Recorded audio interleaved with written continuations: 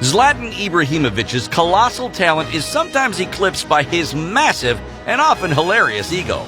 I came like a king and left like a legend. Whether he understands the silliness of his self-regard is beyond us. But the overconfidence seems to have become more pronounced in the Zlatan in recent years. While other great generational players like Juventus's Cristiano Ronaldo and Barcelona's Lionel Messi let their play do the talking, rarely lapsing into self-praise, Zlatan, one of the best strikers ever with 31 trophies and more than 500 goals, makes sure to graphically emphasize his often brilliant performance on the pitch. He also refers to himself in the third person, joining legends like Brazil's Pelé, Argentina's Diego Maradona, and Kenny Powers of Eastbound and Down. In June, the LA Galaxy man posted his all-time top 11 on social media. The team featured Zlatan in every position from striker to keeper.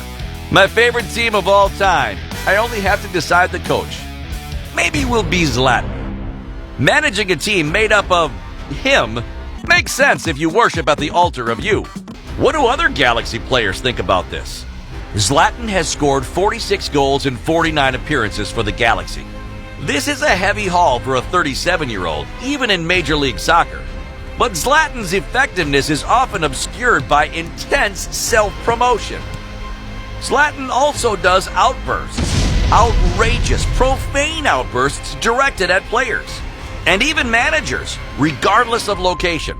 To recap, he's also played for PSG, Manchester United, AC Milan, Inter Milan, Barcelona, Juventus, and Ajax. Zlatan has left his mark on LA. This season, he scored a hat trick in just 70 minutes against rivals LAFC. The cross-city match is known as El Tráfico. As the match wrapped, Ibrahimovic called an opposing coach a little bitch. For good measure, he said he was the league's best player. Also, the league isn't great. MLS is not the level of Europe, to be honest. Before, I played with players either on my level or close to it, which makes the game connect easier. Here, I'm like a Ferrari among Fiats. Let's take a break so you can watch an advertisement for Zlatan's line of perfumes. I shine 24 hours. It's fun to think of Zlatan in Stockholm managing a group of perfume designers. Zlatan's time at Barcelona was anything but a cordial perfume groupthink. Zlatan was a record signing for Barcelona in 2009. He left after just one season with the Blaugrana. He scored 16 goals and was not happy about how he was being deployed. Zlatan was blunt in describing friction between himself and top manager Pep Guardiola, who was in charge of Barcelona then. Guardiola started his philosopher thing. I was barely listening. Yes, we empathize with barely listening to what the boss is saying. Why would I? It was advanced bullshit about blood, sweat, and tears, that kind of stuff. Can you imagine the exit interview? Guardiola was staring at me and I lost it. I thought, there is my enemy, scratching his bald head. I yelled, you haven't got any balls. And worse than that, I added, you can go to hell. I completely lost it. And you might have expected Guardiola to say a few words in response, but he's a spineless coward. Who among us hasn't questioned the testicular integrity of a manager?